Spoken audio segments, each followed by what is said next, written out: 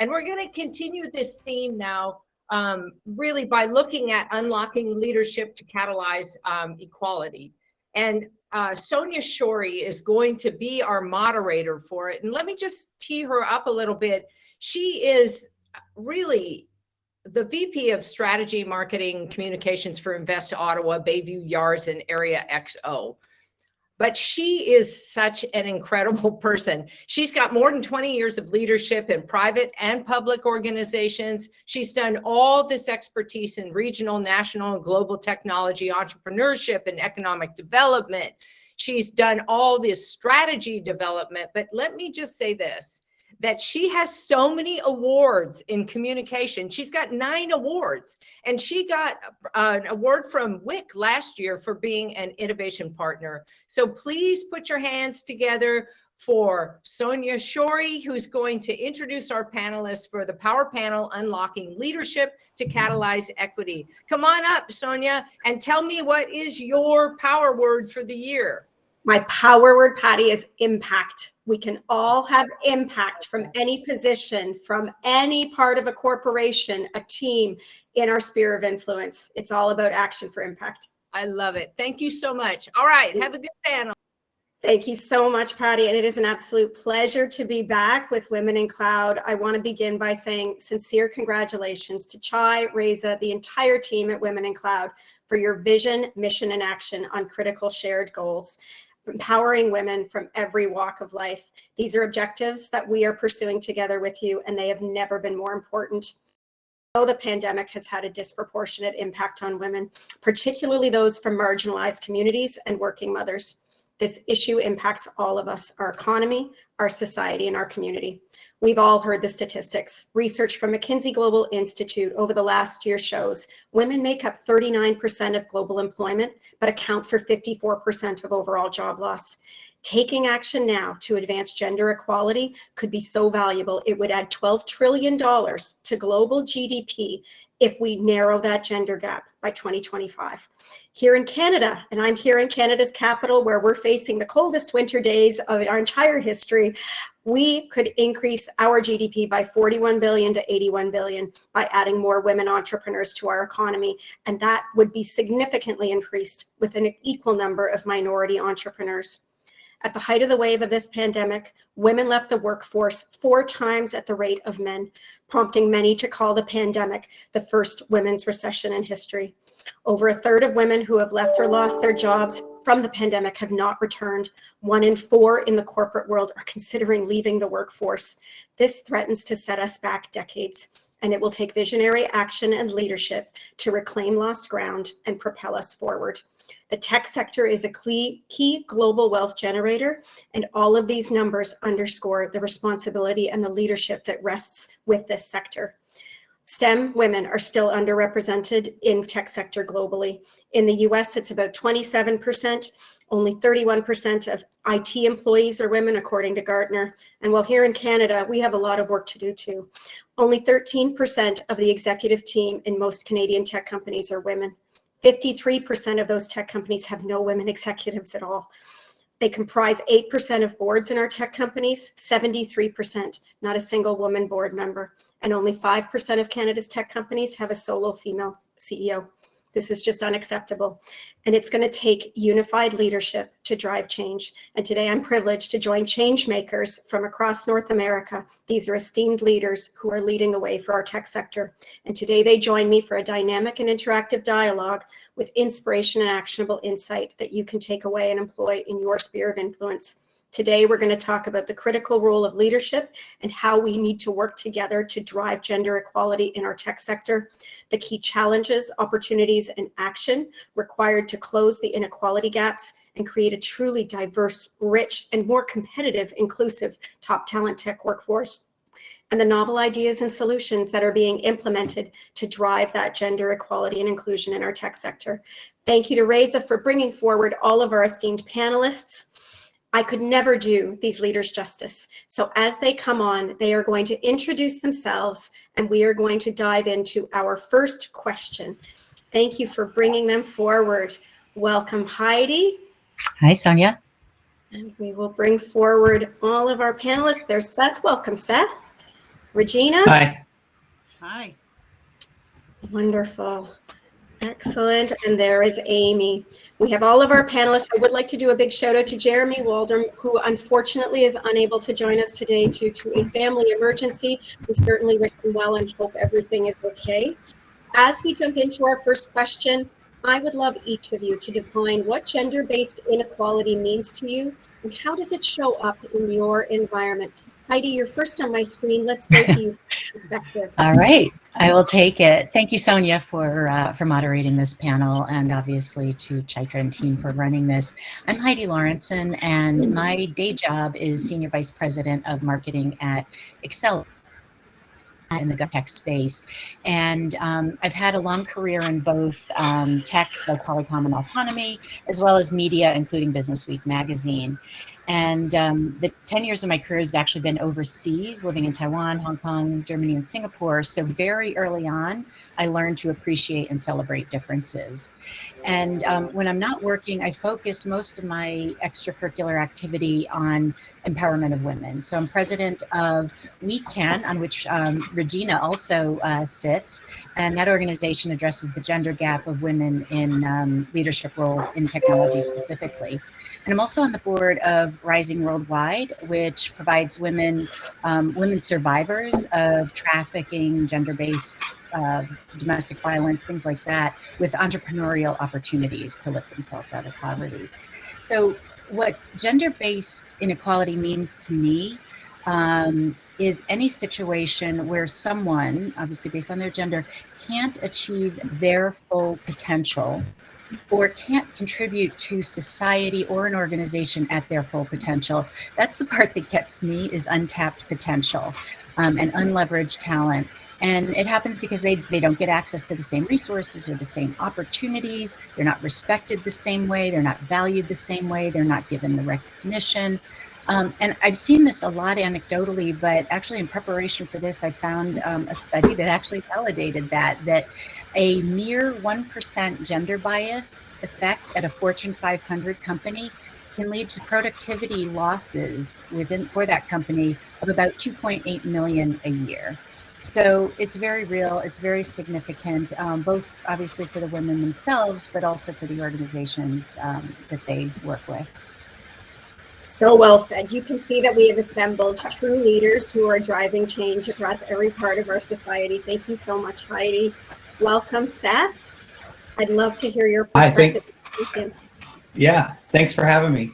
So I'm Seth Dorbin. I'm the Global Chief AI Officer at IBM. I'm responsible for IBM's overall AI strategy, activating the whole company towards that strategy, towards the execution of that strategy. I'm also responsible for our talent as it relates to AI inside data science and AI in IBM. In addition to that, I'm the sponsor for the women's BRG group inside of IBM called Grow.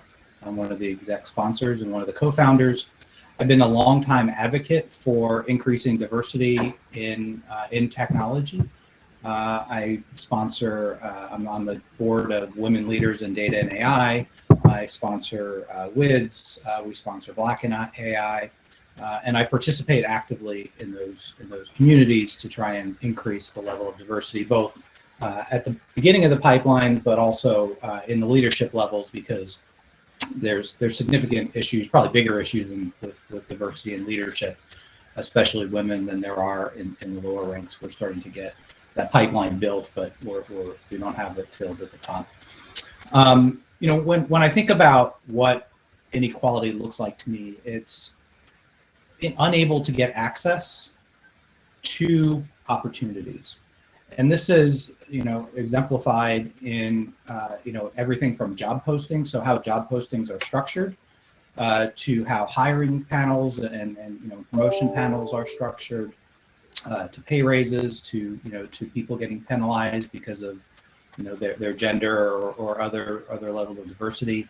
And you know, when you think about what it looks like to what the impact of not having diverse candidates apply for a job, there is a couple of Harvard Business Review studies that showed that if there is just only one woman on a qualified slate of candidates, regardless of how many candidates there are, she is basically has zero chance of getting hired.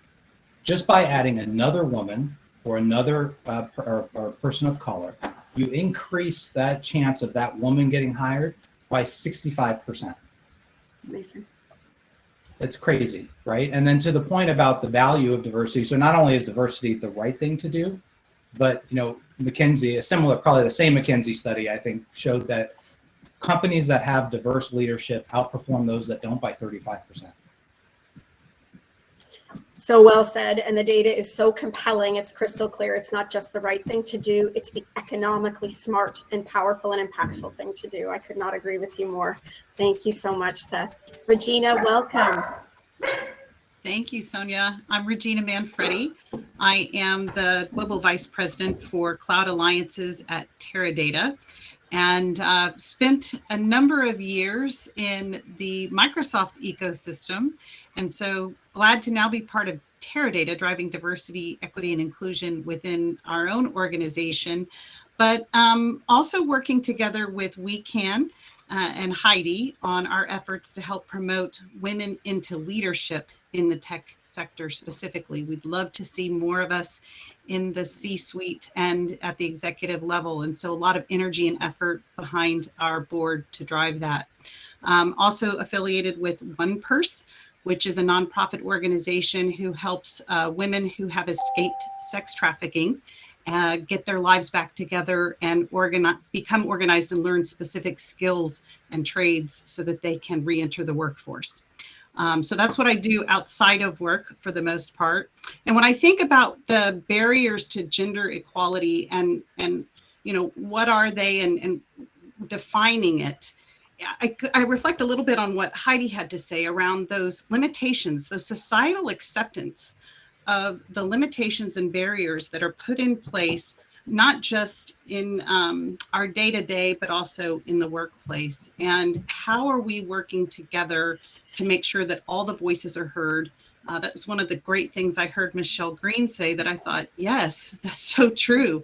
And I think that too many folks have accepted those limitations and are not coming together in constructive ways to burst through those barriers and work on that together as one unit. I'm so excited to hear from all of you today about the innovative approaches and ideas and actions you're taking to break down those barriers. That's yet to come, so get excited to everyone in our audience. Welcome, Amy. It's great to see you again. It's good to see you. Thank you. I'm Amy Protexter. I am the Senior Vice President of Marketing at Insight. So we are a Fortune 300 solution integrator in the technology industry. Been very excited about the things happening at Insight related to diversity, equity, and inclusion.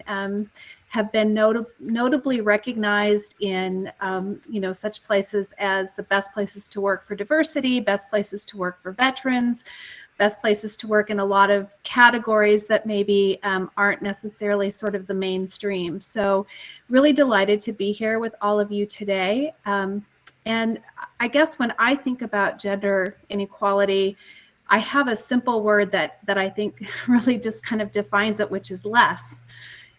Less pay for the same job, being taken less seriously, being perceived as less for displaying maybe some attributes that another gender can easily display, getting less chances for sponsorship or training or mentoring, employment with less status. I mean, all of those things, I think, kind of echo what my colleagues on this panel today have said, which is people are not getting the access and the opportunity that they probably deserve.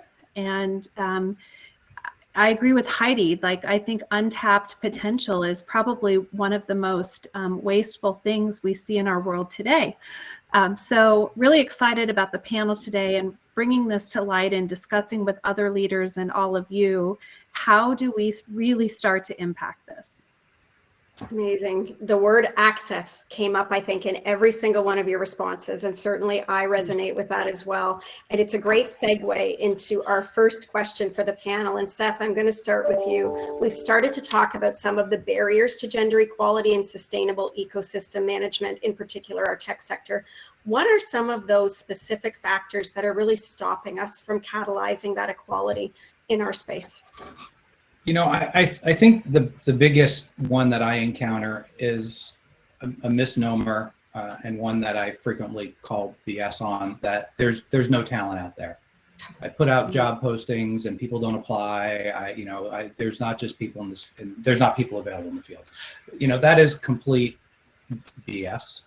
And I think, you know, when you look at kind of the article that I referenced around hiring, around how job descriptions, there was other articles published, I don't recall what the reference is, but I've experienced this firsthand. When you structure job postings in an inclusive way, the talent comes. And what do I mean by inclusive?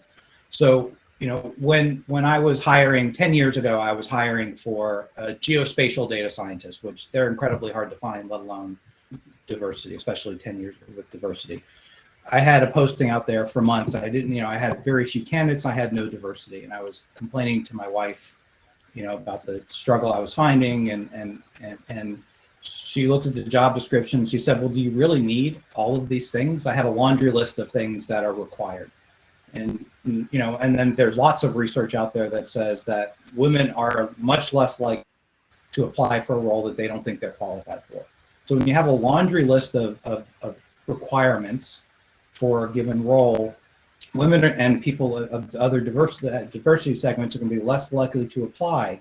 If you create a menu where you say, I need 2 of these, 3 of these, 4 of these, the amount of diversity that actually applies for those roles goes up dramatically. And that role, particularly that I mentioned, I went from 0 diversity to, it was like 65% diverse with Slate. I ended up hiring a South American gentleman for the role from Costa Rica.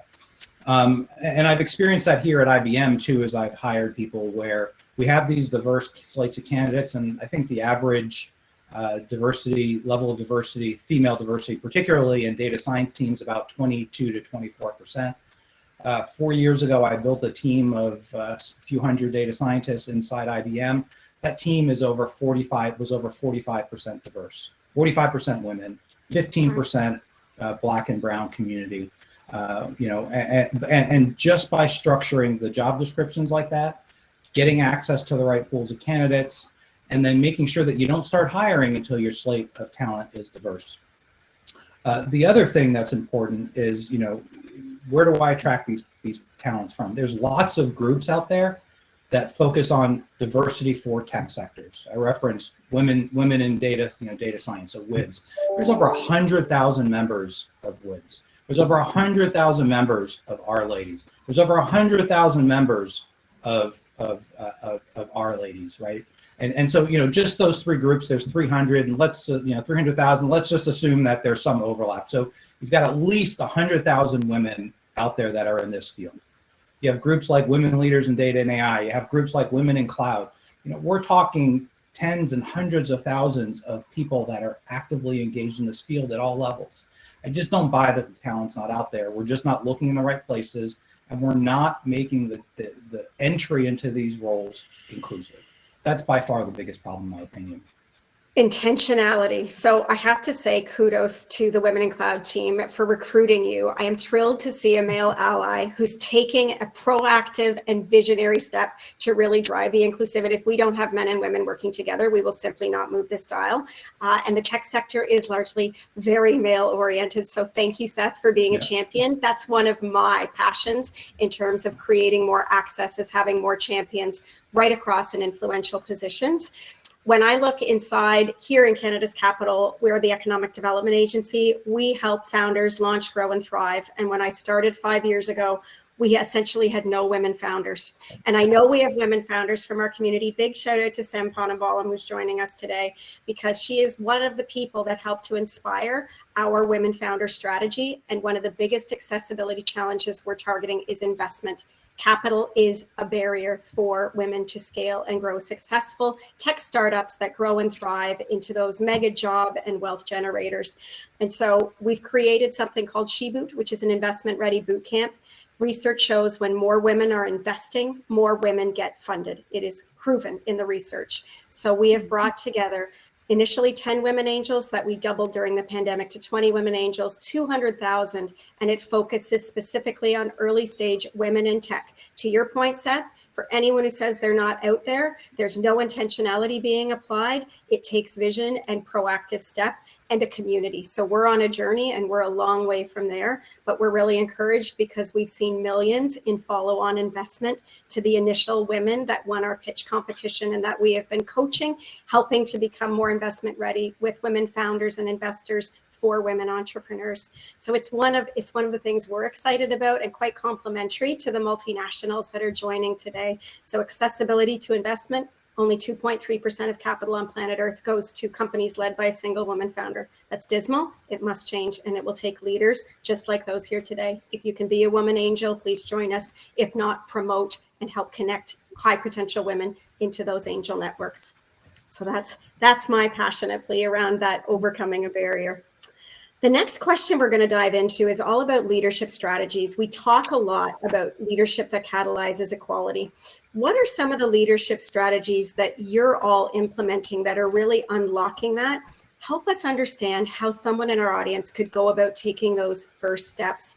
Heidi, why don't we start with you? I know you're passionate about this. Yeah.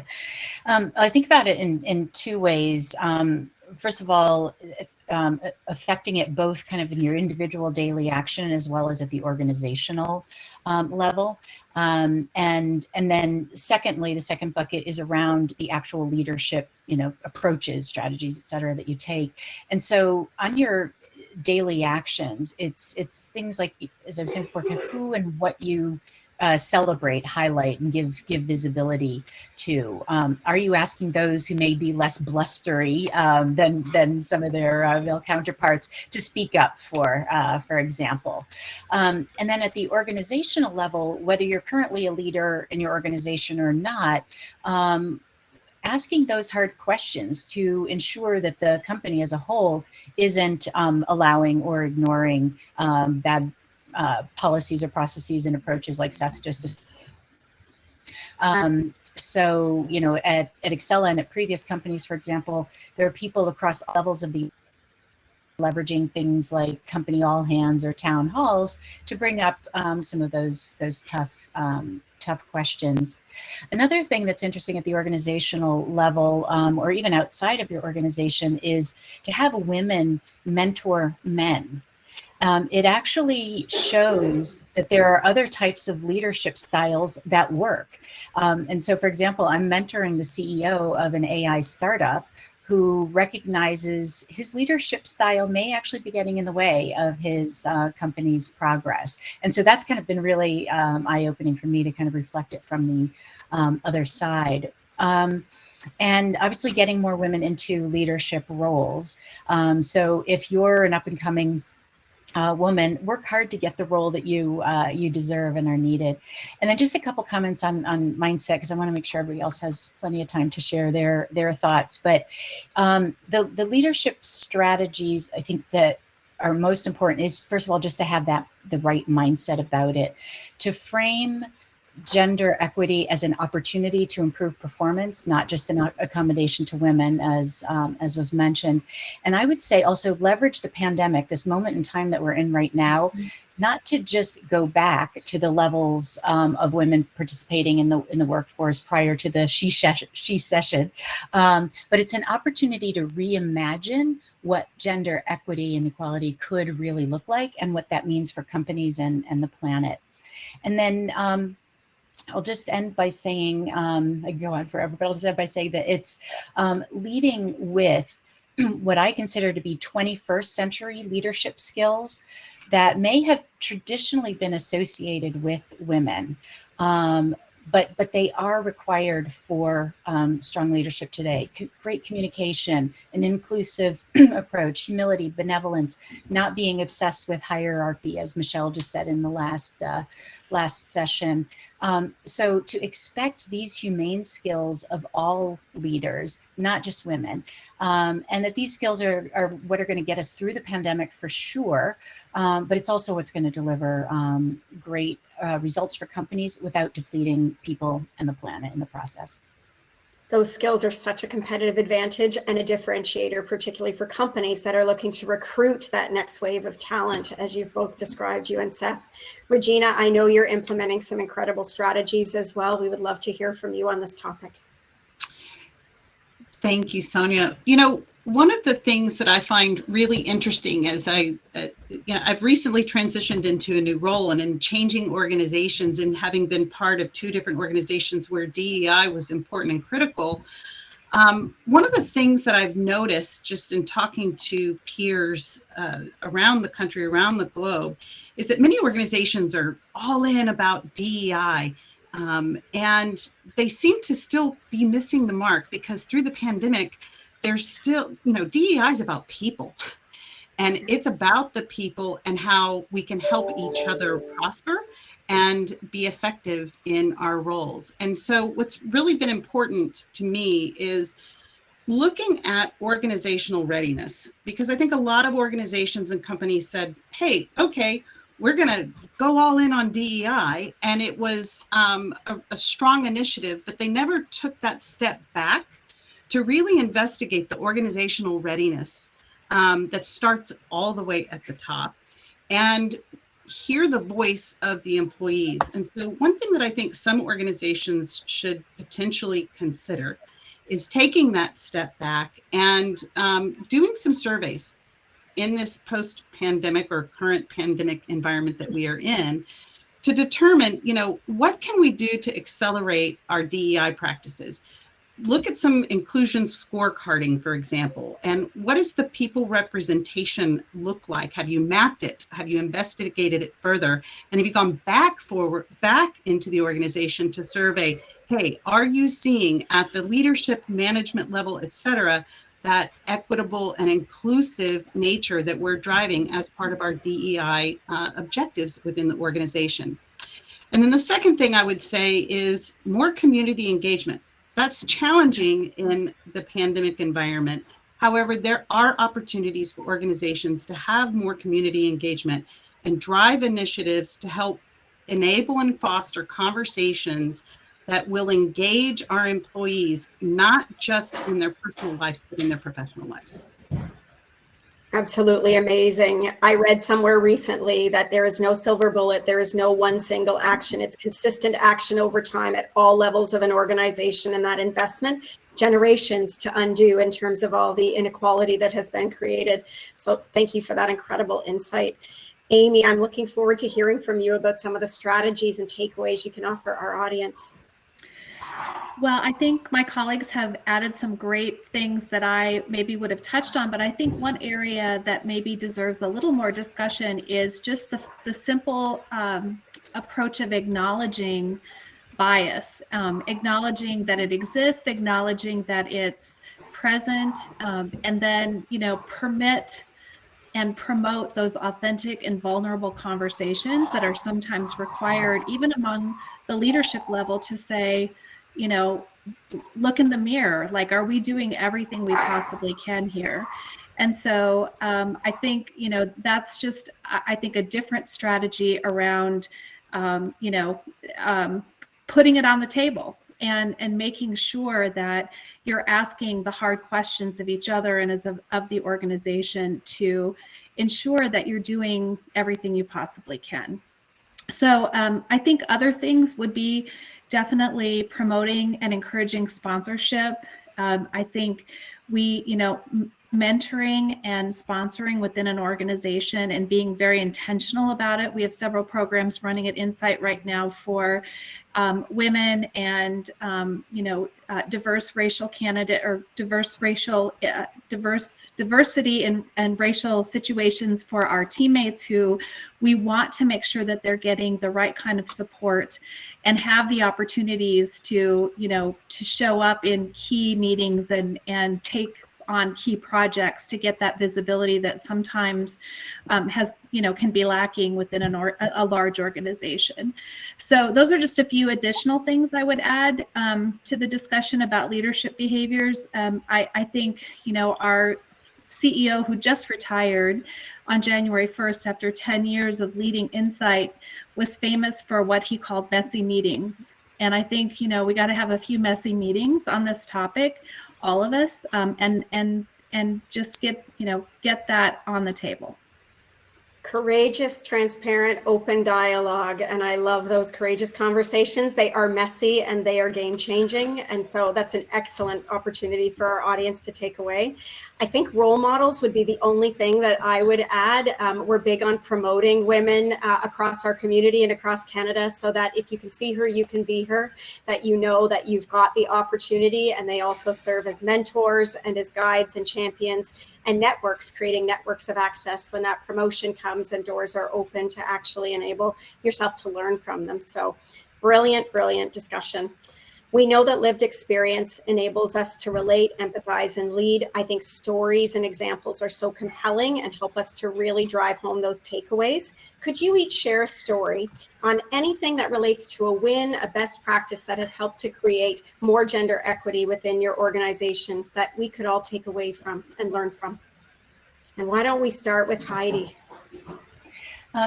Sure. So our executive team at Excel and the board is all male. I'm the only on both. And as head of marketing, I'm on the hook for how the brand is perceived. And we value diversity, but we're not quite reflecting it at the leadership level. And executives are typically the ones that we put in front of media or on speaking stages and, kind of the face of the company. And that didn't really reflect our values. And so, I made a concerted effort to look at the incredible bench strength at the VP level within our company, where we have some amazing women, and put them in front of media, speaking opportunities, internal opportunities, and they have just totally crushed it and are fan favorites among some of the media. So that's just one very, kind of simple and very tactical example, but it comes back to giving that recognition and that visibility to really incredible women, because then people will want more of it. Amazing. I completely agree. Excellent suggestion. Seth, we're going to go to you for your story and your takeaway. Yeah, so I think along the lines of what Heidi said, first of all, I obviously sit from a position of extreme privilege, right? I'm a middle-aged white man. It doesn't get much more privilege than that.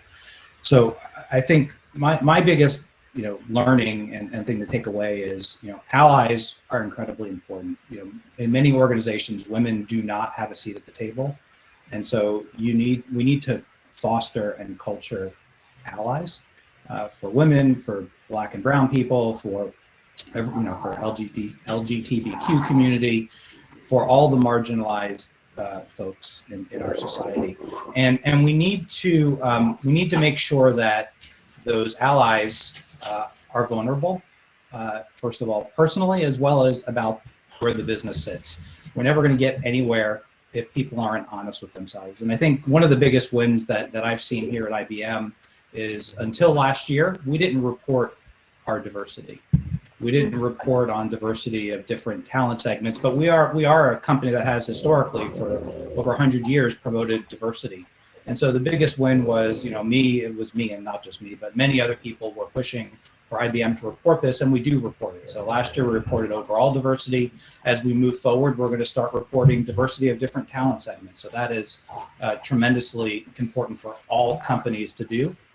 Even where it's not legally mandated, like it is in Europe and I think in Canada as well. Kudos. If we're not measuring it and reporting on it, we can't drive that change, and we don't know how much progress we're making. So that's incredible leadership. Regina, would love to hear your story and takeaway.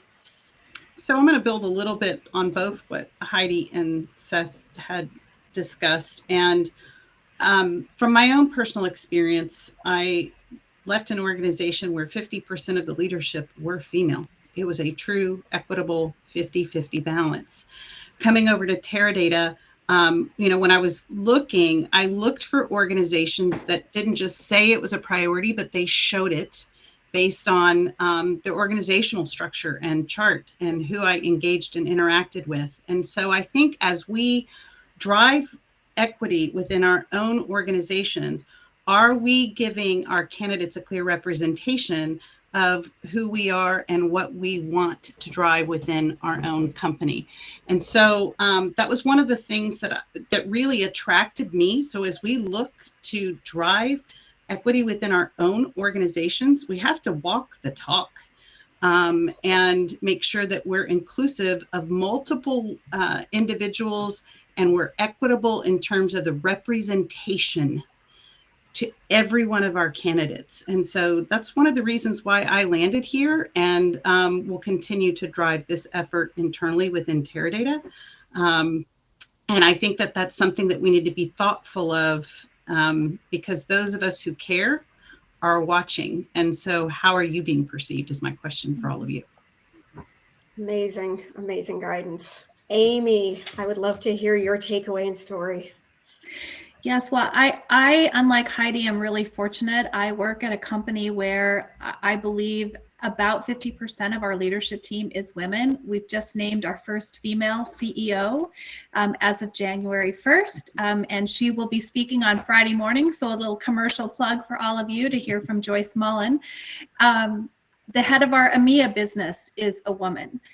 Many other SVPs and VP roles are filled by women globally. And I think one of the things our company has done really well is leadership development. I mean, it is an equitable process for, multiple courses, multiple opportunities for professional development. And I'd just like to highlight one that is very recent. In fact, we just had the kickoff for this program yesterday. And so 25 women from Insight, SVP and VP level, will be going through a 2-year board readiness course on behalf of the company to make sure that we continue to perpetuate and get women to participate in for-profit boards of both public and private companies. And during this 2 years of monthly interactions and coursework, we will be working with a board advisor to help us find a passion board for each of us to serve on. So I think, I think it's well said by Regina, like walk the talk. I feel like that's a great example of walking the talk, where this is a program only open to women because they recognize, the company recognizes that is a gap area, and it's a way we can make a difference with some of our amazing women executives.